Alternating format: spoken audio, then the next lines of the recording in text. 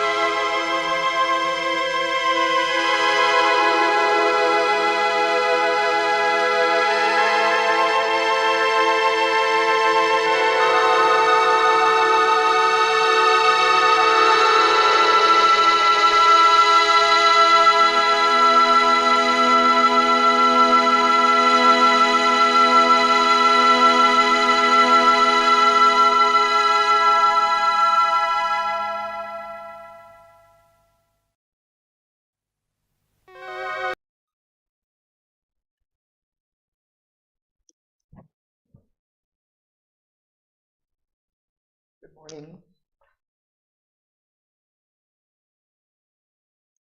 So we're reading in Book 2, Canto 3. We're finishing up the glory and the fall of life. I think we're at the top of page 130. So we're just at the end of the canto.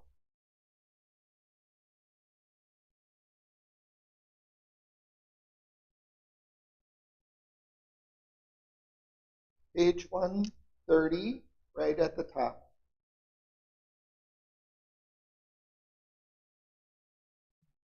But I thought I would just review some lines from the previous page, because he kind of brings in a new idea here, which he then continues on page 130. So I'll just review that from line 462, the third line on 129.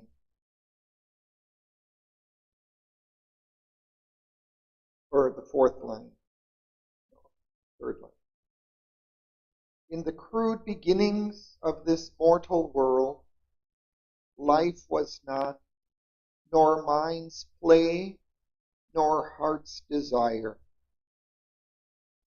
When earth was built in the unconscious void, and nothing was save a material scene, identified with sea and sky and stone, her young gods yearned for the release of souls, asleep in objects, vague, inanimate.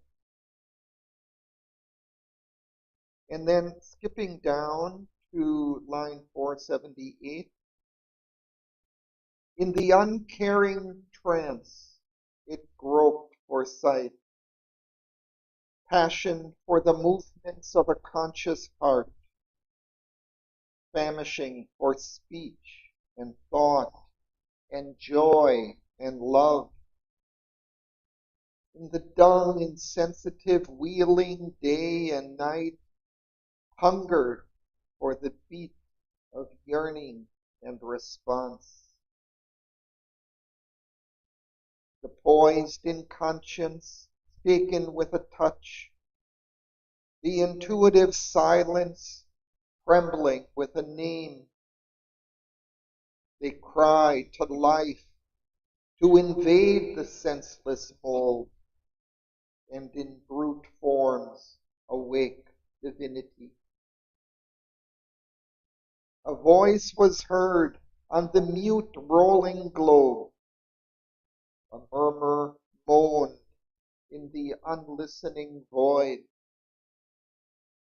A being seemed to breathe where once was none. Something pent up in dead insentient depths, denied conscious existence, lost to joy, turn as if one asleep since dateless time, aware of its own buried reality, remembering its forgotten self and right, it yearned to know, to aspire, to enjoy, to live.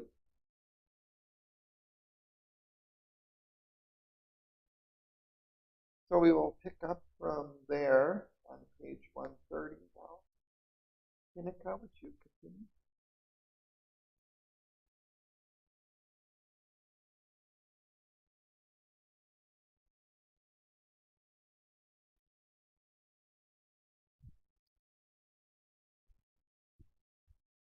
Life heard the call and left her native light.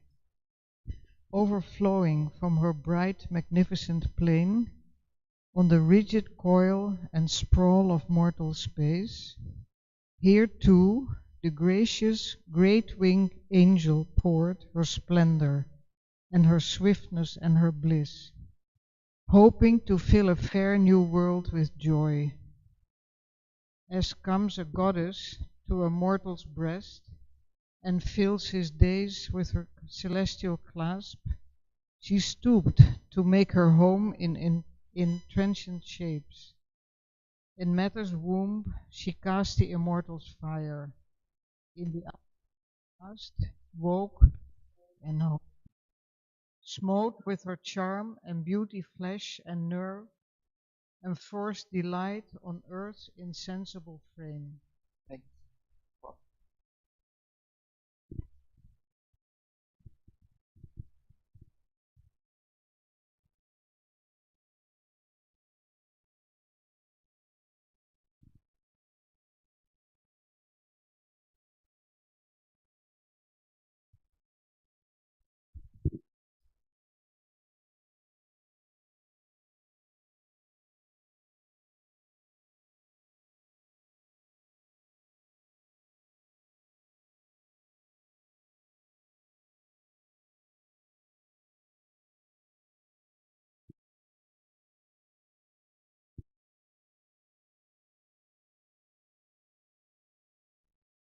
So here I would like to read a passage from Shraddha in her book, The English of Savitri.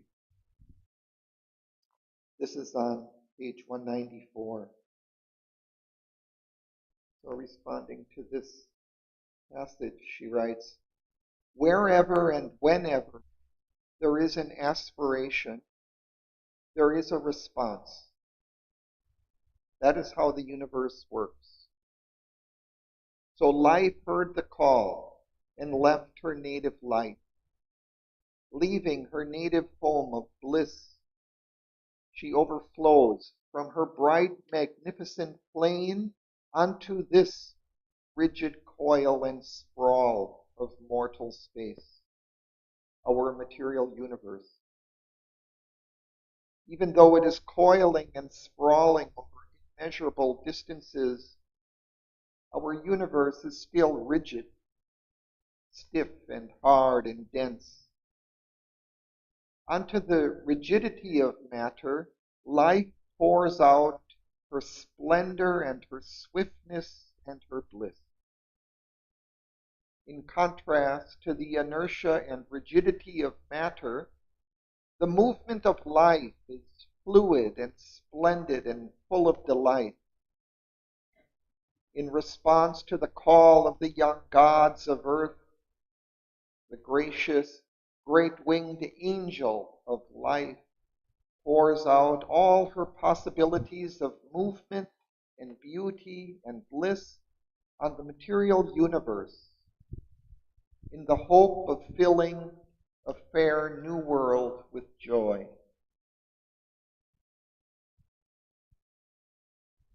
And then the lines, as comes a goddess to a mortal's breast and fills his days with her celestial clasp. He says these lines must refer to an experience Sri Aurobindo himself had. He has written a poem about the legend of the union between the Apsara Urvasi and the powerful Rishi king Purravas. The possibility of a marriage, a union between a divine power and a human being, is referred to in many ancient traditions. Sri Aurobindo is comparing the descent of the life principle into matter with such a union between a divine being and a human. In a similar way, life stoops down, bends down to make her home in the transient, short-lived form of the material world, and plants the immortal fire, the energy of immortal life, in the womb of matter, so that material nature can give birth to living form. In the midst of the apparently unconscious and insensitive vastness of the material universe, the life principle awakens the possibility of thought and hope, and smote with her charm and beauty flesh and nerve. Smote is past tense of the verb to smite, meaning to give a strong blow. With her charm and beauty, life gives a shock to flesh and nerve. The physical matter into which he has infused her energy, and in this way forced the light on Earth's insensible frame, the material framework of living beings. The purely material world had no capacity for sensation or delight, but now that the life force has poured herself into matter, delight becomes possible, even in the physical body.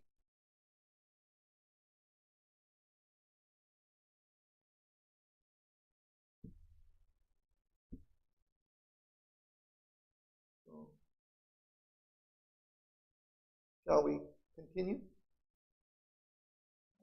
Yeah.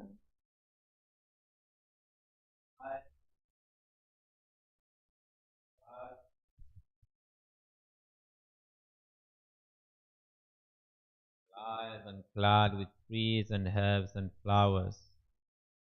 Earth's great brown body smiled towards the sky. Azure replied to azure in the sea's laugh. New sentient creatures filled the unseen depths. Life's glory and swiftness ran in the beauty of beasts. Mandaran thought and met with his soul the world. But while the magic breath was on its way, before her gifts could reach her prescient heart, a dark ambiguous presence questioned all. The secret will that robes itself with night, and offers to spirit the ordeal of the flesh, imposed a mystic mask of death and pain.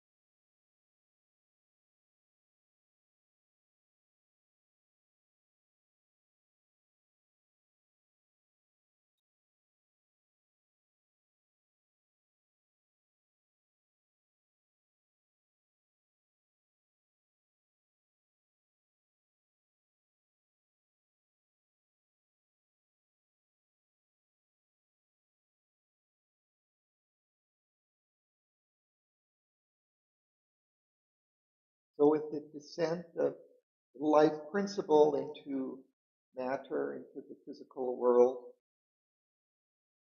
it blossoms with life, with trees and herbs, flowers, and with animals.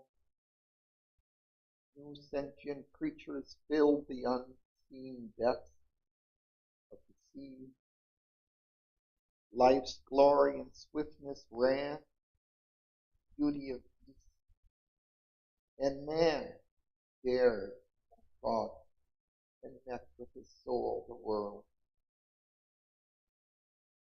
But then there's this crucial event that takes place. Something intervenes, intercepts this life as it's coming down.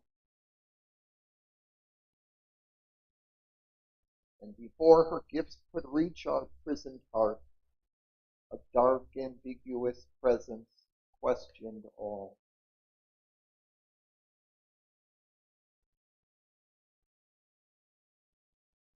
Something is interfering with this life principle. And here in the next line, he says, the secret will that robes itself with night. Which is kind of paradoxical. It seems like it's perhaps a conscious divine will that's robing itself in the darkness from the inconscient from which the material universe arose, and offers to the spirit the ordeal of the flesh. So now this life principle coming from above, which is very beautiful and full, it turns into something dark, something more twisted and difficult. And then it says, interned now in the slow and suffering years, sojourned the winged and wonderful wayfarer.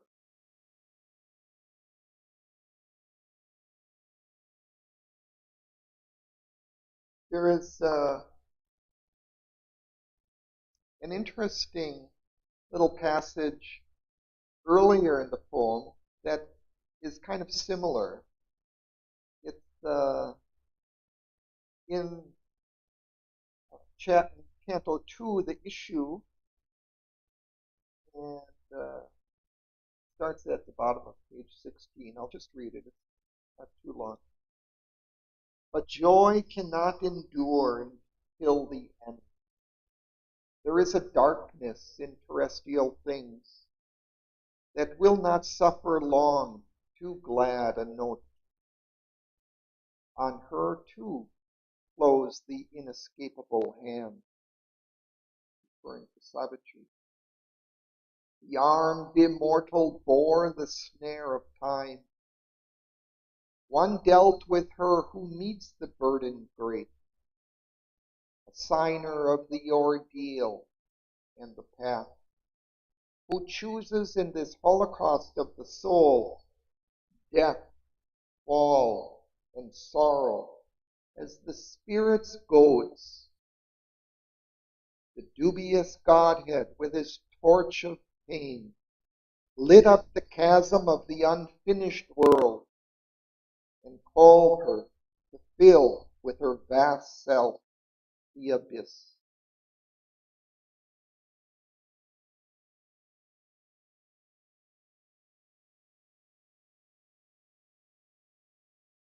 Now it's kind of interesting, he gives perhaps kind of a hint here about this will that robes itself with night.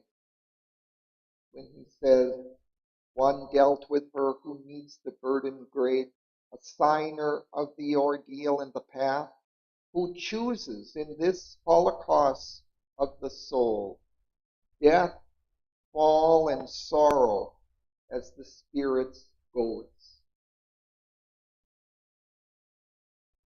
So perhaps that is behind that will that allows these things from the darkness to arise and intercept that life principle as it's coming down. Perhaps so that life aspires and goes beyond its own realm, goes higher, aspires for something more.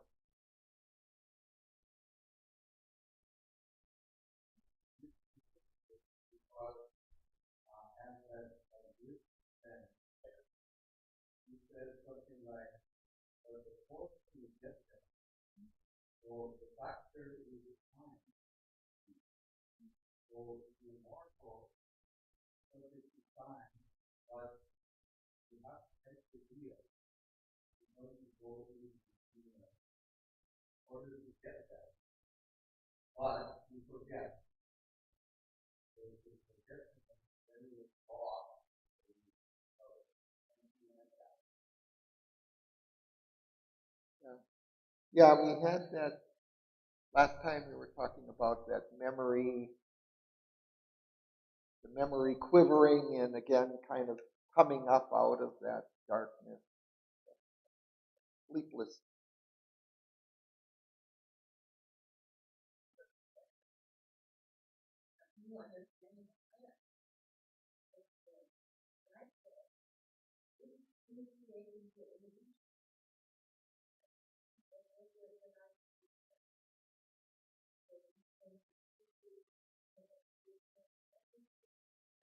That's the next step in the evolution above the material matter, the material earth, just with identified with sea and sky and stone.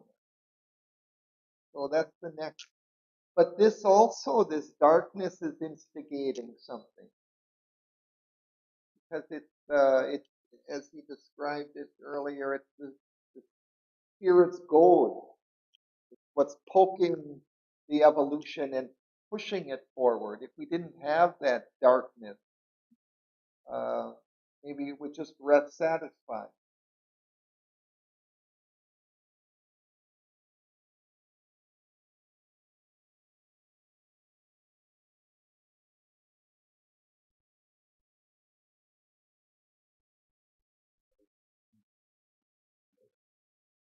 Yeah.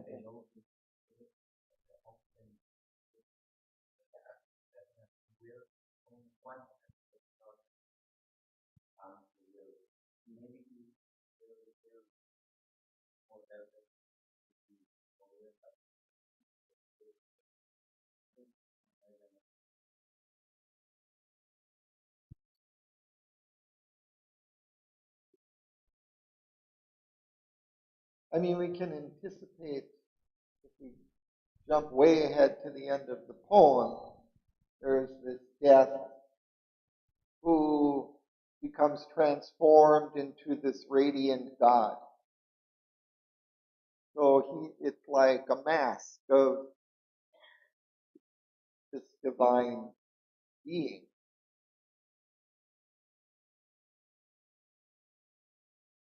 So it's relevant to that.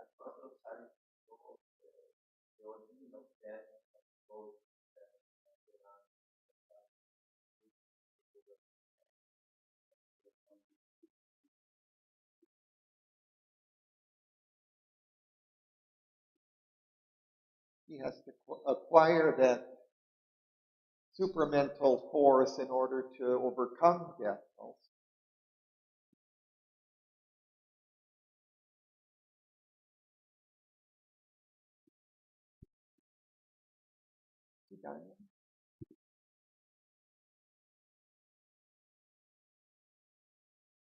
Turn now,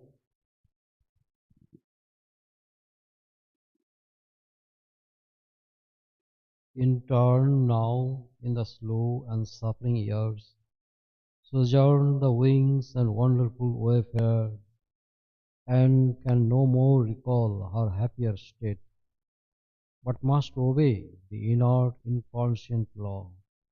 insensible foundations of a world in which blind limits are on beauty's laid, and sorrow and joy a struggling comrade lives. A dim and dreadful muteness fell on her, abolished was her subtle mighty spirit, and slain her boon of child god happiness, and all her glory into littleness turned, and all her sweetness into a maimed desire. To feed dead with her works is here life's doom. So veiled was her immortality that she seemed, inflicting consciousness on unconscious things, an episode in an eternal death, a myth of being that must forever cease. Thus was the evil's mystery of her change. End of Canto 3.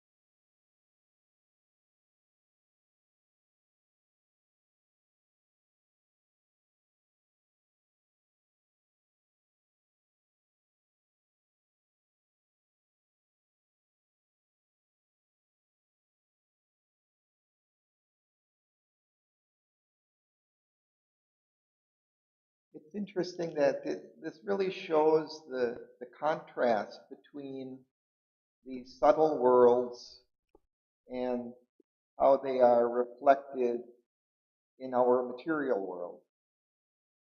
So here it's the life principle. In its own life world, it's pure and happy and delightful and light. But when it comes onto earth, it's integrated with that foundation of inconscience. Somehow there's then this mixture of the two. So this dark foundation of matter changes the life principle into something else, kind of struggle and pain and pleasure instead of pure delight.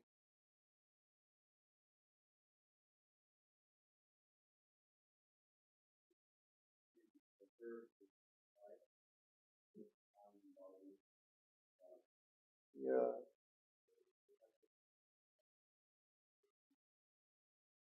right. It's the life. Like,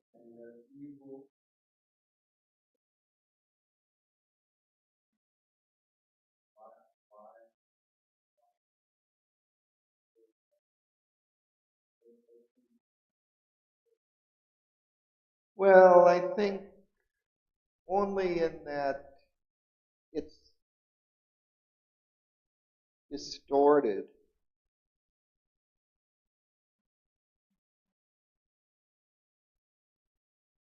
I mean, there is a kind of also a evil that ends up taking place or arises in the world, which is a kind of a perversion of that life principle.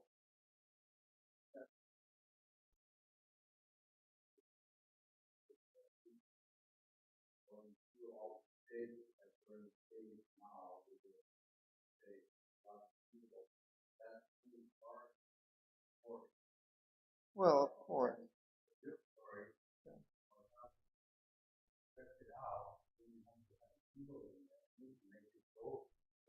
Right. Yeah.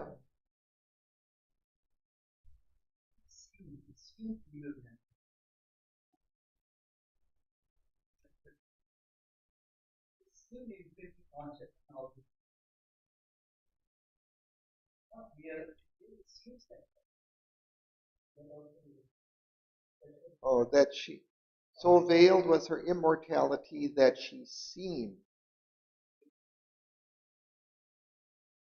an episode in an eternal death, a myth of being that must forever cease. Such was the evil mystery of her.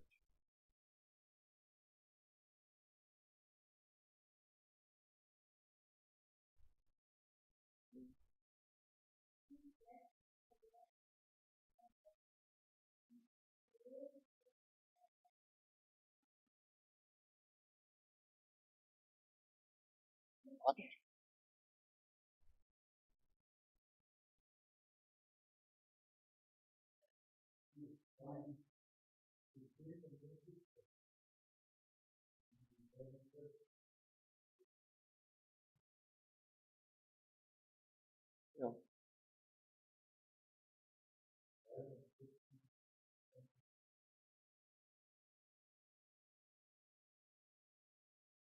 Yeah, the use of the term she there, it's referring to life. To feed death with her works is here life's doom. So it's referring back to life. So veiled was her immortality that she seemed, just referring to that previous line.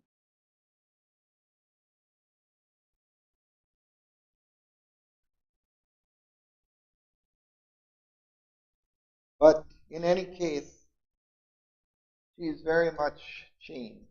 This life is very much changed on earth compared to on this subtle plane from which it was called down.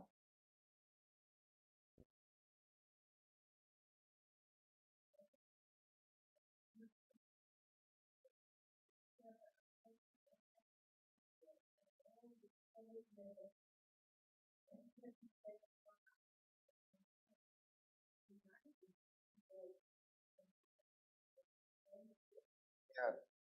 So this is like a first stage of that work, to bring the light into the inconscient, to the dark.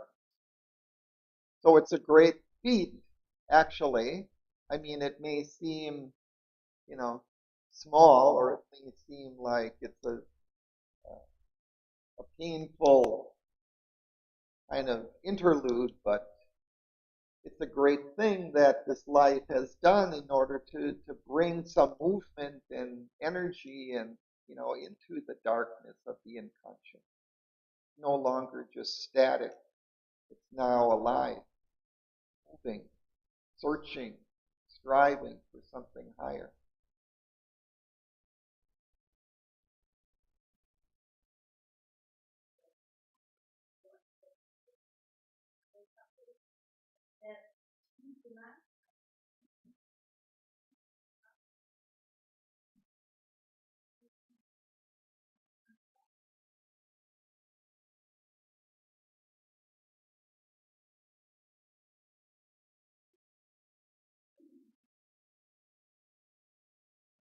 So now we're going to continue. We'll read through, uh, or start reading at least this next canto, Canto 4, The Kingdoms of the Little Life. Whereas in Canto 3, we were kind of given an overview of all of these different levels of the life plane, from the higher heavens down to the, even now, towards the material world. But now he's going to, as if, kind of look at it in a microscope and look at it in detail in all different levels. And so we're going to begin even with, just the first kind of microorganisms of life and just the very simple forms of life, and gradually move to more advanced, higher forms of life. So we'll just start reading through, and then afterwards, I think maybe we might just do about 10 pages or so and then go back.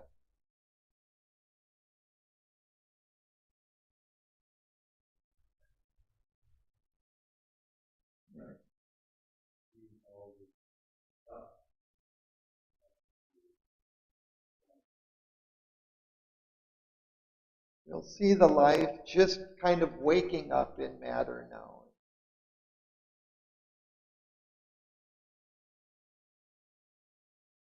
Okay.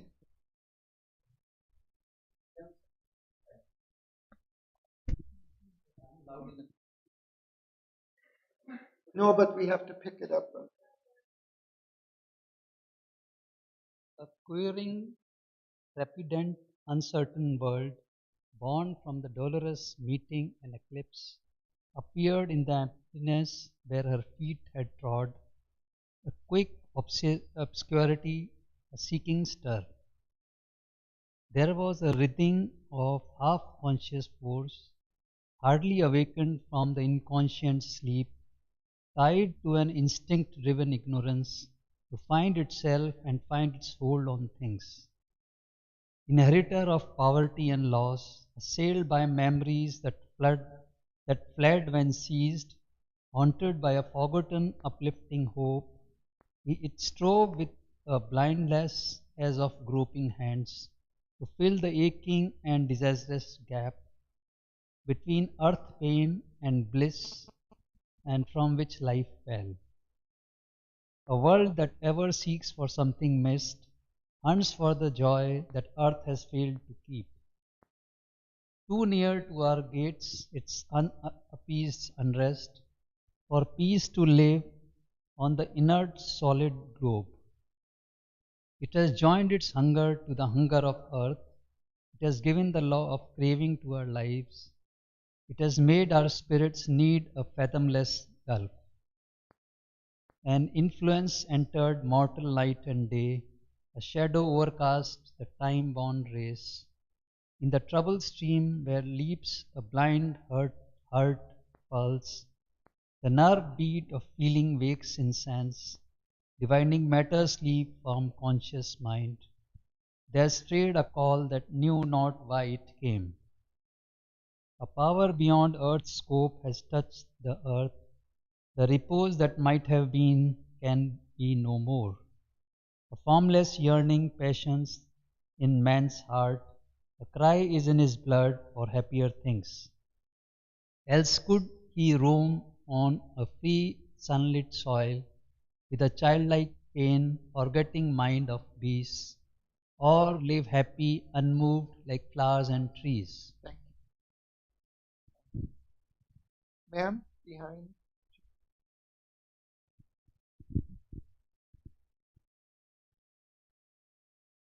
The might that came upon the earth to bless, has stayed on earth to suffer and aspire. The infant laugh that rang through time is hushed. Man's natural joy of life is overcast, and sorrow in his nurse of destiny. The animal's thoughtless joy is left behind. Care and reflection burden his daily walk. He has risen to greatness and to discontent. He is awake to the invisible. Insatiate seeker, he has all to learn. He has exhausted now life's surface act. His being's hidden realms remain to explore. He becomes a mind, he becomes a spirit and self. In his fragile tenement, he grows nature's lord. In him matter wakes from its long obscure trance. In him earth feels the Godhead drawing near, an eyeless power that sees no more its aim. A restless hungry energy of will, life cast her seed in the body's indolent mold. It woke from happy torpor a blind force, compelling it to sense and seek and feel. Thank you. Margaret?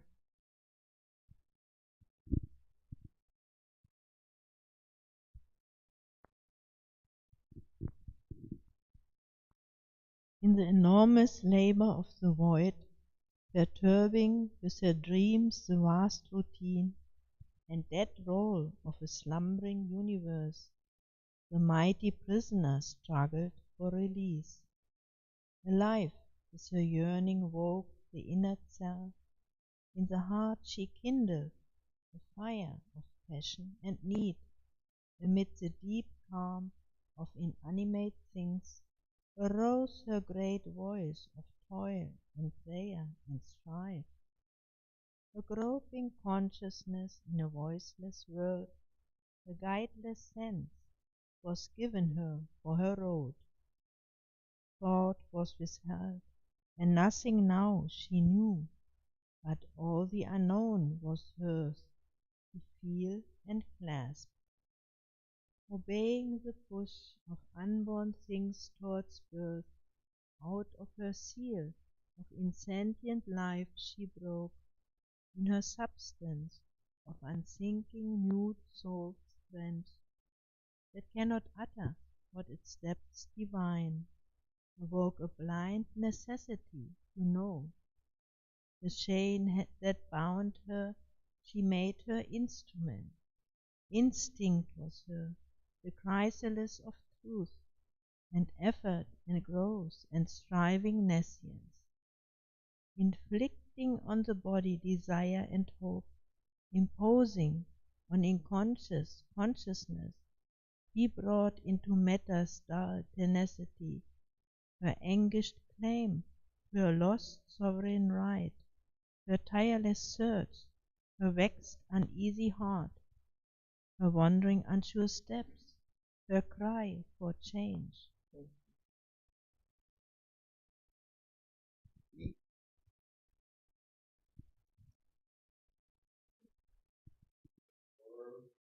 Of a joy without a name. In her obscure cathedral of delight, to dim dwarf gods she offers secret rite, but vain, unending is the sacrifice. The priest, an ignorant mage who only makes futile mutations in altar's plan and casts blind hopes into a powerless flame. A burden of transient gains weighs down her steps, and hardly under that load can she advance. But the hours cry to her. She travels on, passing from thought to thought, from want to want. Her greatest progress is a deepened need. Matter dissatisfies, she turns to mind. She conquers earth, her field, then claims the heavens. Insensible, breaking the work she has done, the stumbling ages over her labor path. But still, no great transforming light came down, and no revealing rapture touched her fall. Only a glimmer sometime splits mind's sky, justifying the ambiguous providence that makes of night a path to unknown dawn, or a dark clue to some diviner state. In nations began her mighty task. In ignorance she pursues the unfinished work. Her knowledge gropes, but meets not wisdom's face. Ascending slowly with the unconscious steps of foundling of the God, she wanders here like a child's soul left near the gates of hell, fumbling through fall, in search of paradise. Thank you. Paula?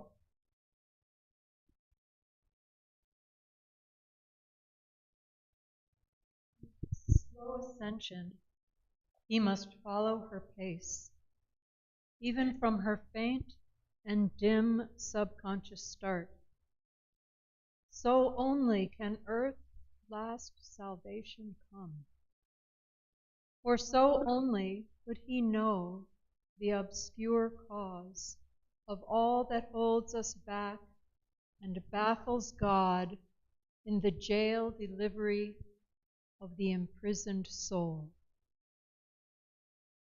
Along swift paths of fall through dangerous gates, he chanced into a gray obscurity, teeming with instincts from the mindless gulfs that pushed to wear a form and win a place.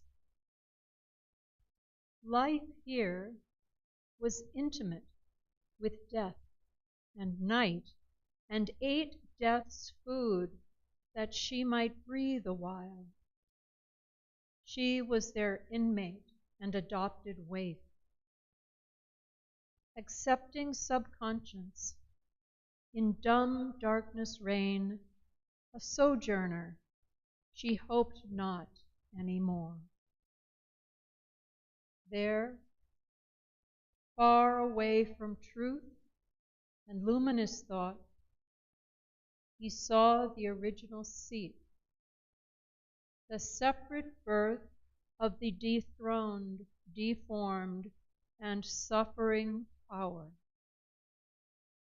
An unhappy face of falsity made true, a contradiction of our divine birth, indifferent to beauty and to light, parading, she flaunted her animal disgrace, unhelped by camouflage, brutal and bare, an authentic image recognized and signed of her outcast horse, exiled from heaven and hope, fallen, glorying in the vileness of her state, the grovel of a strength once half divine, the graceless squalor of her beast desires, the staring visage of her ignorance, the naked body of her poverty. Here, first she crawled out from her cabin of mud, where she had lain inconscient, rigid, mute. Its narrowness and torpor held her still. A darkness clung to her, uneffaced by light. There neared no touch redeeming from above. The upward look was alien to her sight, forgotten the fearless Godhead of her walk. Renounced was the glory and felicity, the adventure in the dangerous fields of time. Hardly she availed, wallowing, to bear and live. Thank you. Yeah.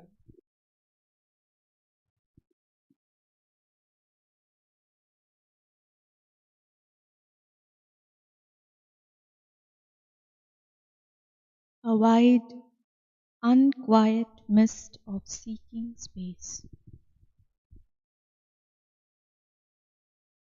A rayless region swallowed in vague swaths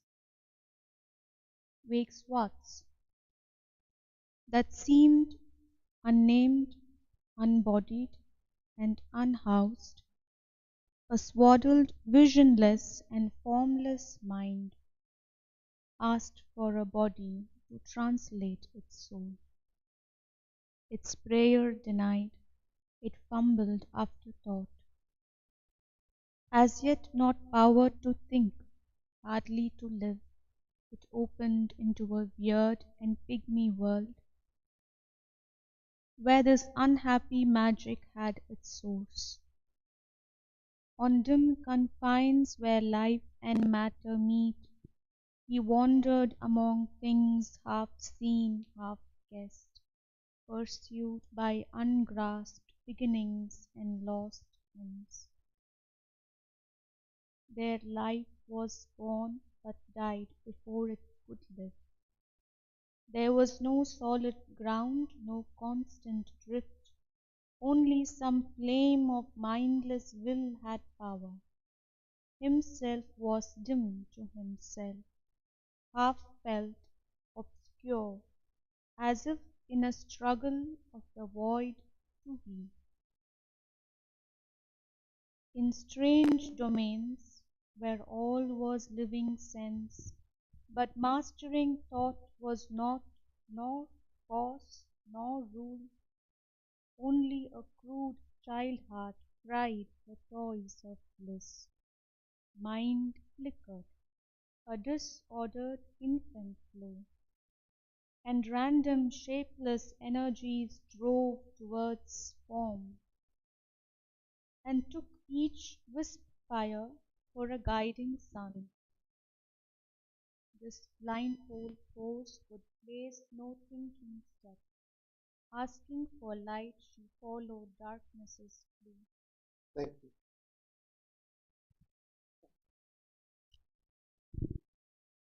Helmut?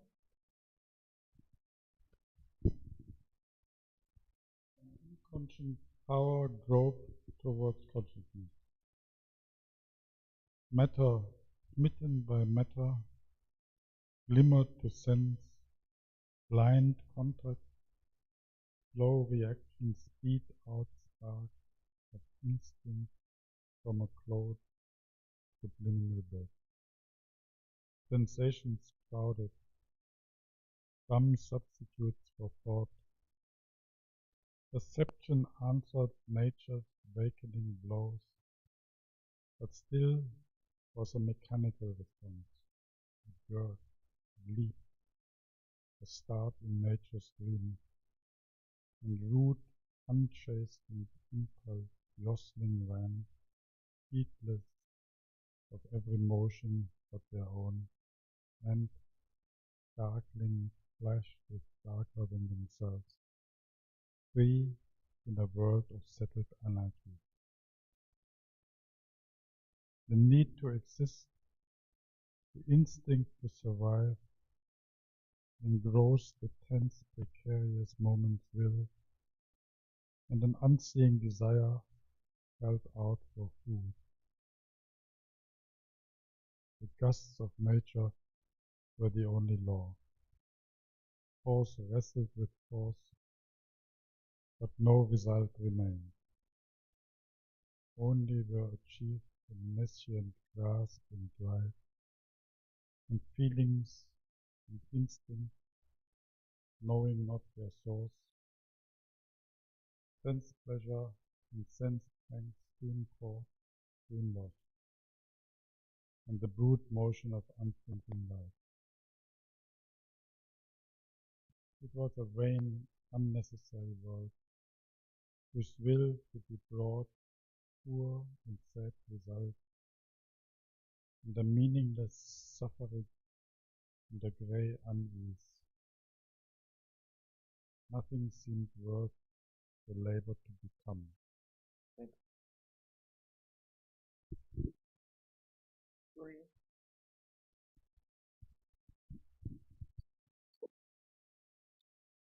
But judge not so his spirit's wakened eye, as shines a solitary witness star that burns about, light's lonely sentinel in the drift and teeming of a mindless night, a single thinker in an aimless world, awaiting some tremendous dawn of God. He saw the purpose in the works of time. Even in that aimlessness, the work was done, pregnant with magic, will, and change divine. the first writhings of the cosmic serpent force, uncoiled from the mystic ring of matter's trance. It raised its head in the warm air of life. It could not cast off yet night's stiffening sleep, or wear as yet mind's wonder flecks and streaks. Put on its jeweled hood the crown of soul, or stand erect in the blaze of spirit sun. As yet were only seen fullness and force, the secret call of consciousness to light through a fertile slime of lust and battening sense, beneath the body's crust of thickened self, the tardy fervent working in the dark, the turbid yeast of nature's passionate change, ferment of the soul's creation out of mire, a heavenly process donned this grey disguise, a fallen ignorance in its covert night labored to achieve its dumb and seemly work, the camouflage of the inconscious need to release the glory of God in nature's mud.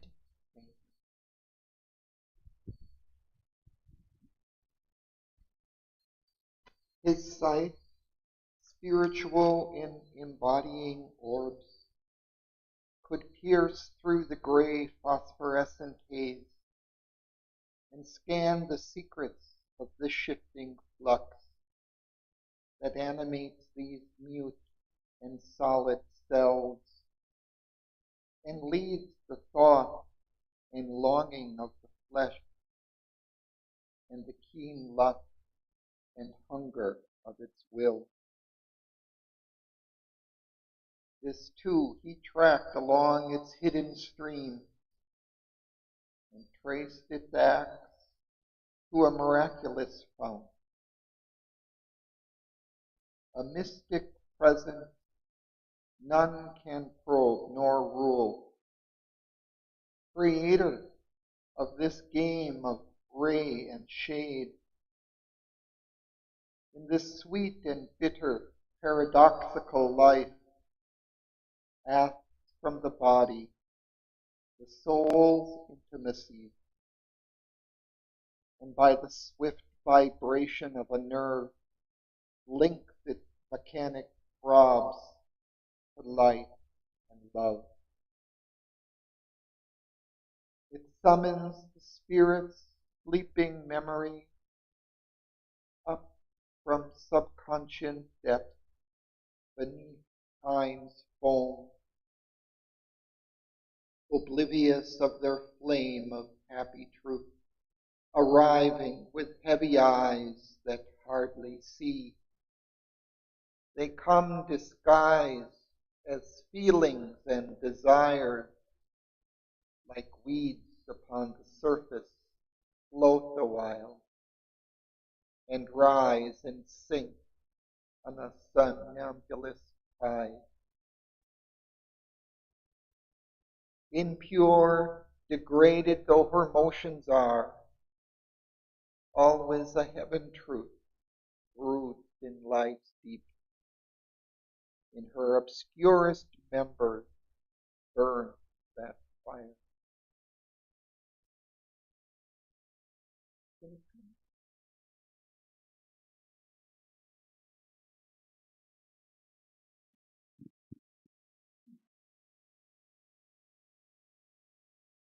A touch of God's rapture in creation's acts, a lost remembrance of felicity, lurks still in the dumb roots of death and birth. The world's senseless beauty mirrors God's delight. That rapture smile is secret everywhere. It flows in the wind's breath, in the tree's sap. Its youth its youth, magnificence blooms in leaves and flowers. When life broke through its half-drowse in the plant that feels and suffers but cannot move or cry, in beast and in winged bird and thinking man, it made of the heart's rhythm its music's beat. It forced the unconscious tissues to awake and ask for happiness and earn the pang and thrill with pleasure and laughter of brief delight, and quiver with pain and crave for ecstasy.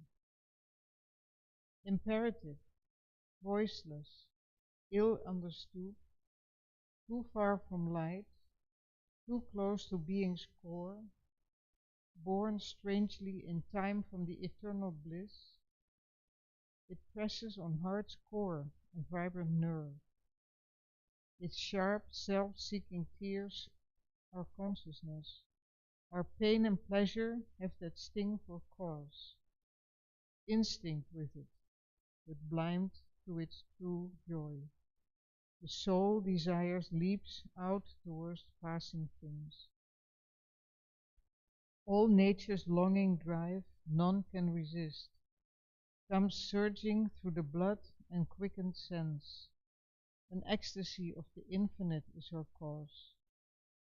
It turns in us the finite loves and lust, the will to conquer and have, to seize and keep, to enlarge life's room and scope and pleasure's range, to battle and overcome and make one's own, the hope to mix one's joy with others' joy, and a yearning to possess and be possessed, to enjoy and be enjoyed, to feel, to live.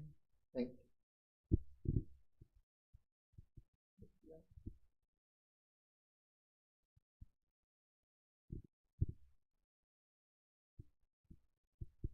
Fear was its early brief attempt to be, its rapid end of momentary delight, whose stamp of failure haunts all ignorant life, inflicting still its habit on the self, the phantom of a dark and evil star. Ghost-like pursues all that we dream and do. Although on earth a firm established life, a working of habit or a sense of law, a steady repetition in the flesh, yet are its roots of will ever the same.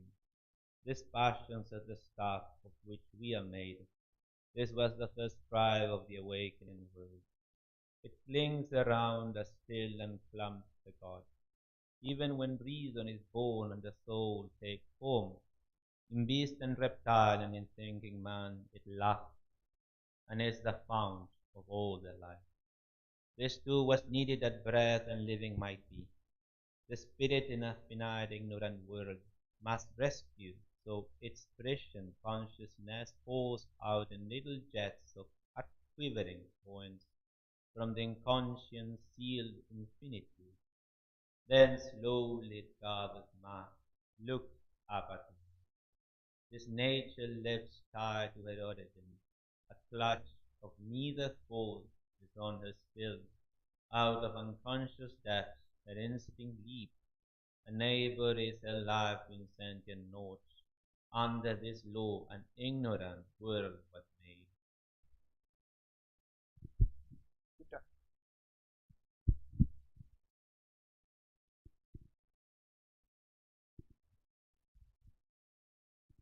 In the enigma of the darkened vast, in the passions and self-loss of the infinite, when all was plunged in the negating void, non-being night could never have been said. If being had not plunged into the dark, carrying with it its triple mystic cross, invoking in world's time and timeless truth, bliss changed to sorrow, knowledge made ignorant, God force turned into a child helplessness, can bring down heaven by their sacrifice. If contradictions found the base of light, the eternal, the divine reality. has fessed itself with its own compelling. Being became the void and conscious force, nescience, and walk of blind energy and ecstasy took the figure of all pain. In a mysterious dispensation's law, a wisdom that prepared its far-off aims, planned so to start her slow ionic gain. A blindfold search and wrestle and fumbling clap of a half-seen nature and a hidden soul. A game of hide and seek in twilit rooms, a play of love and hate and fear and hope, continues in the nursery of mind. Its hard and heavy rump of hell-bound wings. At last the struggling energy can emerge and meet the voiceless being in wider field. Then can they see and speak and breast to breast the larger consciousness, a clearer light, the two embrace and strive and each know each, regarding closure now the playmate's face. Even in these formless coilings, he could feel matter's response to an infant star of soul. In nature's he saw the mighty spirit concealed, was the weak God of a tremendous force, pursued the riddle of Godhead's tentative face, or the faint rhythms of the great unborn me. Thank you.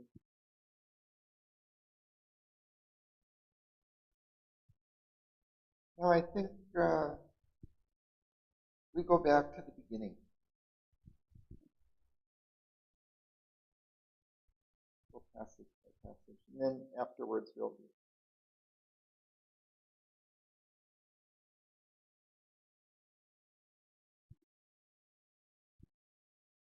Okay.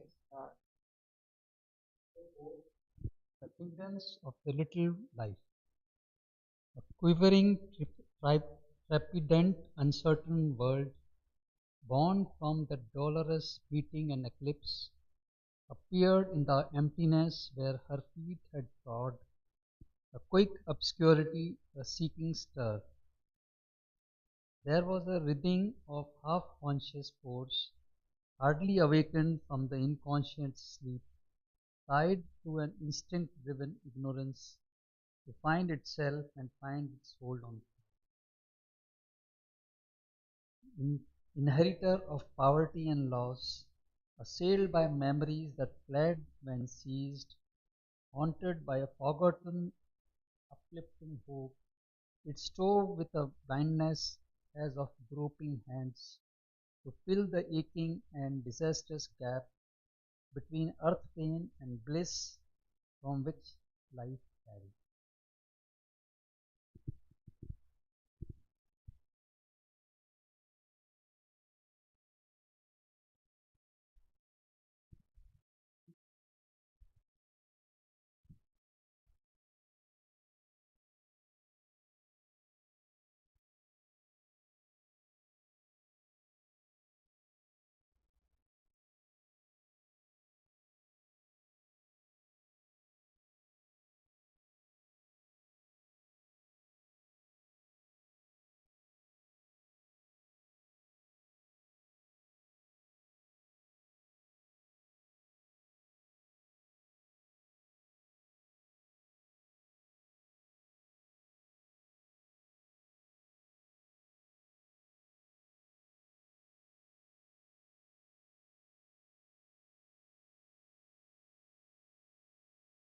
So we begin with this meeting between life and matter,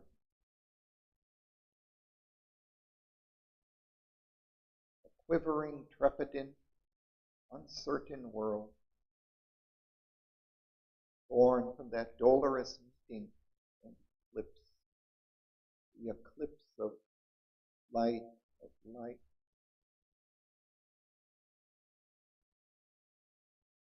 Appeared in the emptiness where her feet had trod, where light had come down. Quick obscurity, a seeking stir. Trepidant is trembling, trembling with fear, usually.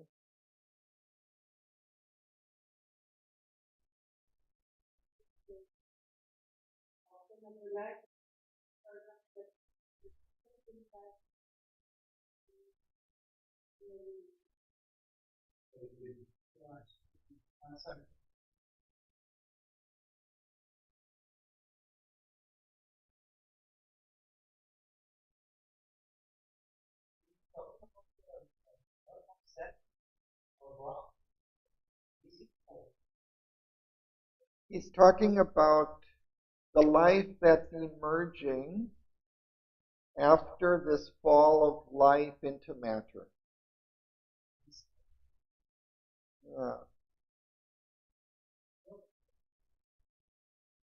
Eclipses, like, we have eclipse of the sun, the moon passes before it becomes dark, right?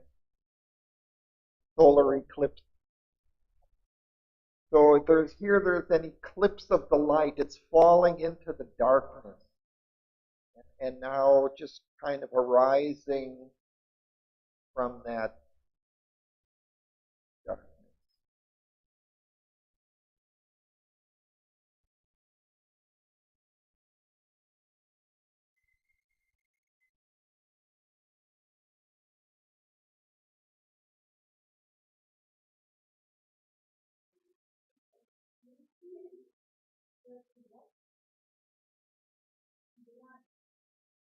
This is the light.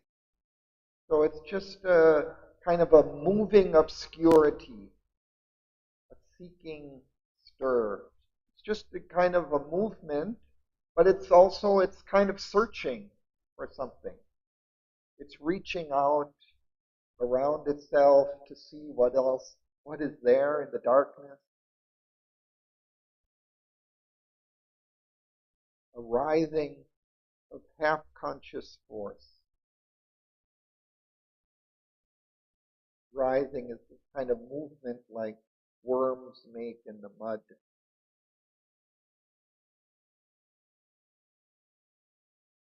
Hardly awakened from the inconscient sleep, just arising out of that. Tied to an instinct-driven ignorance. To find itself, find its hold on things.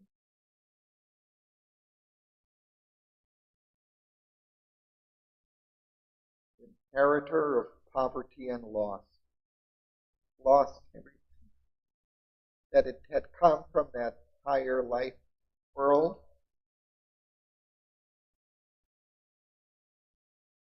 But now it's only inherited its poverty, loss.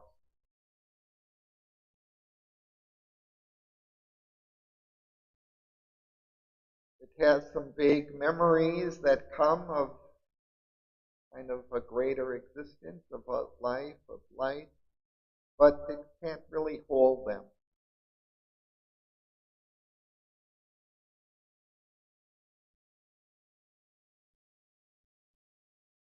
Haunted by a forgotten, uplifting hope.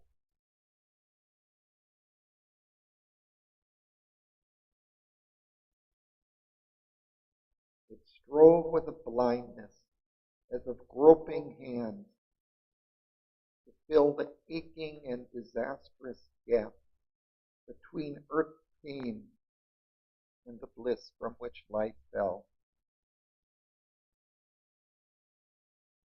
Obscurely, it's kind of searching for that light from which it fell, that higher light.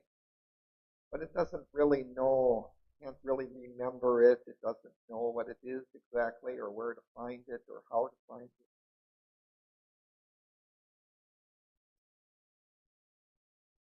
But somehow that motivates it.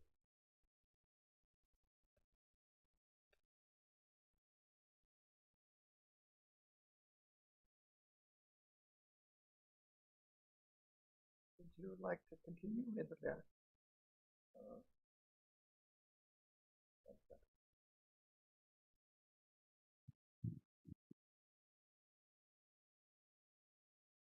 A world that ever seeks for something missed, haunts for the joy that earth has failed to keep.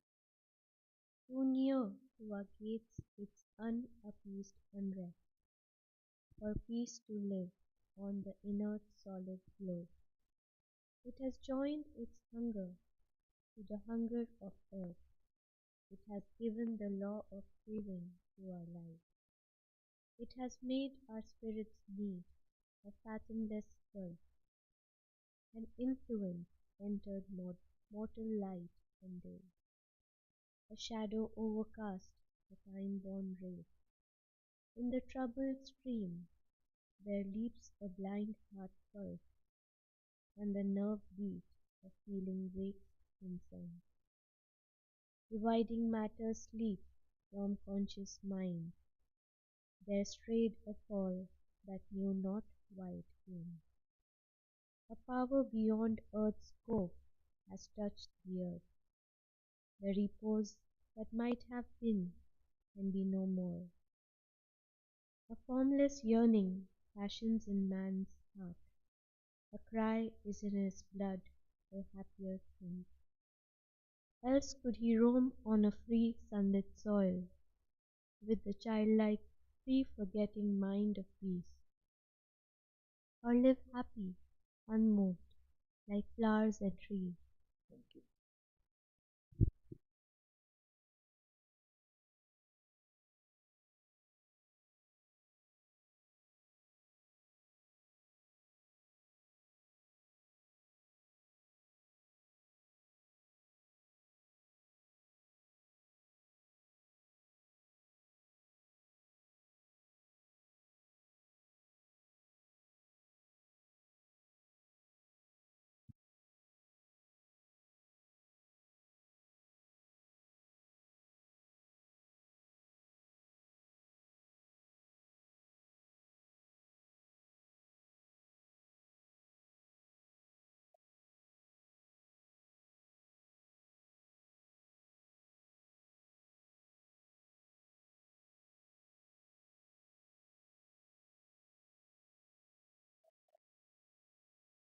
I think it's interesting that in this section, he's talking quite a bit about life on this earth, how life has become here. But here, Asupati is traveling through the subtle world. Right? So, and normally, I mean, the other worlds that he describes are in the subtle realm. But here he's talking about this life world, this kingdom of the little life, kind of intermixed with life on earth. And so I think at that lowest level, it's kind of this meeting between earth, the physical plane, and the life plane. And so at that level, the two are kind of intermixed.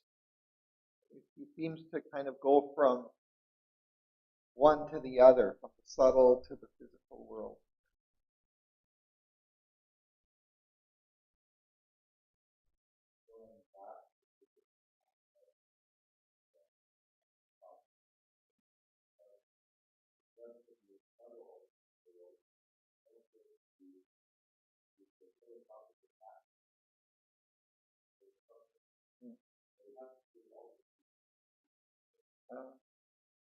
He's setting the scene again back in Asupati's sadhana.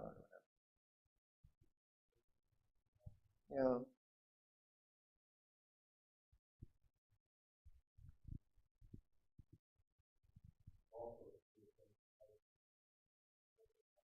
Yeah. Yeah, because just a little bit further on, he starts talking about he and referring to Asupati.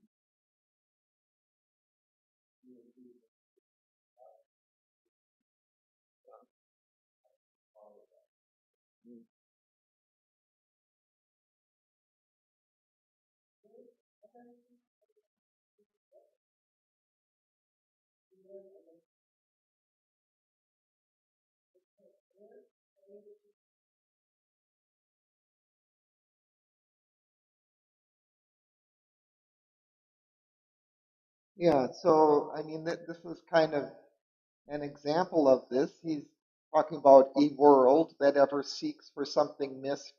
He seems to be talking here about the subtle world, not about the earth, because it's seeking for something that the earth has failed to keep. So it's kind of this example of kind of going back and forth between these two. So at that meeting place, in this subtle world, which is very close to the physical world, it's seeking for something which is not here on earth. Actually, what it seems to be seeking is that higher realm from which it came, that higher light plane. But that world is kind of this mixture between earth, or between matter and light.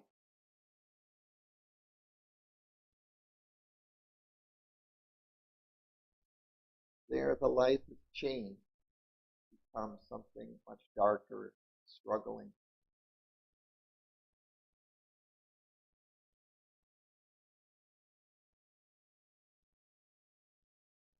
I think we paused there for today. You have a question?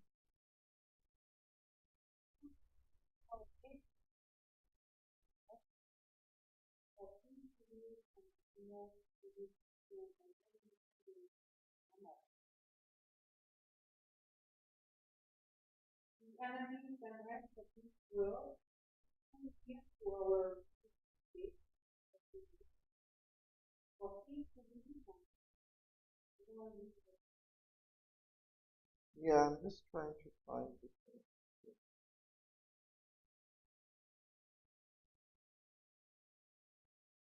So here he's referring to, I think, earth. So too near to our gates, its unappeased unrest. And it, I think, is referring to this world, this subtle world, very close to earth, which is full of this unrest, this trepidant, uncertain world.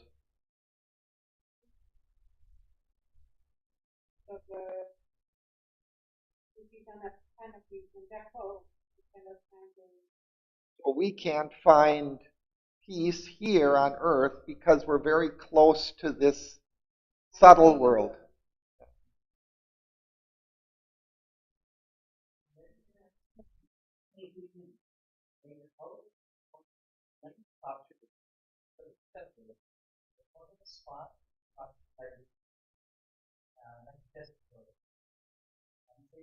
He's describing it right here, no? I think he.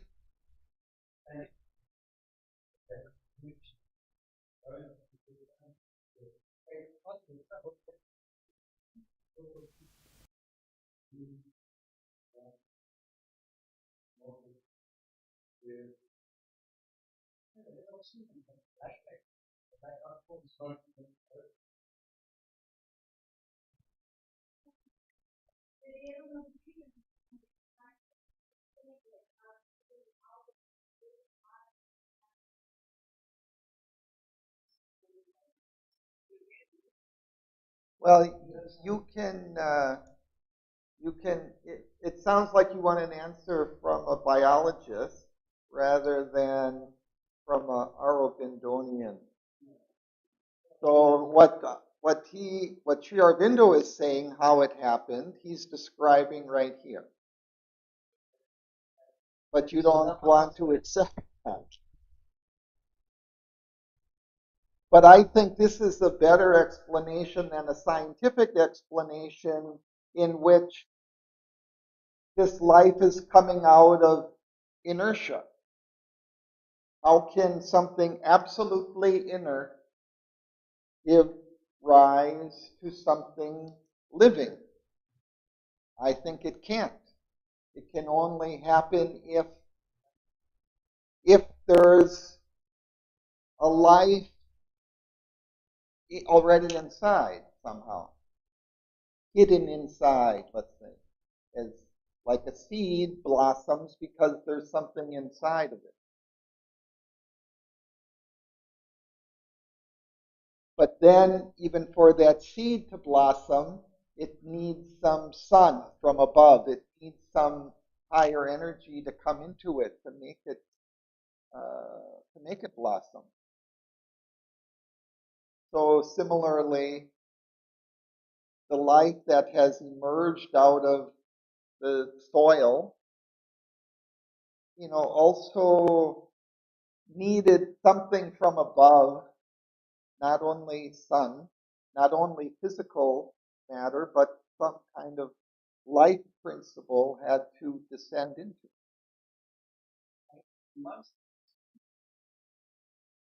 For life to emerge,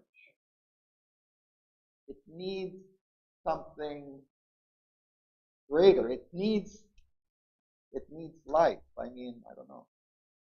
So in Sri Aurobindo's conception, this life has come before matter.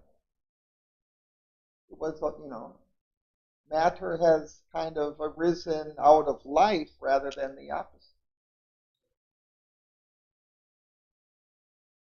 In the descent from consciousness, from the highest consciousness, there was a descent through mind, through the life plane, and finally matter.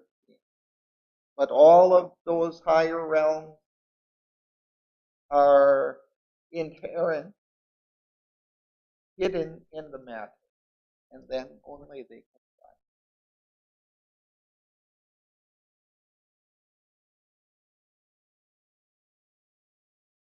But even then, they need this touch from above in order to come out.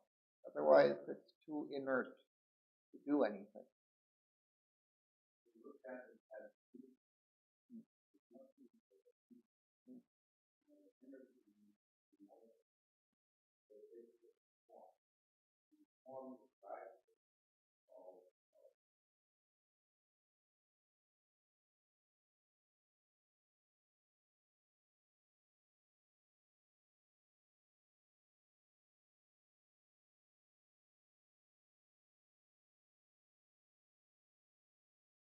Okay.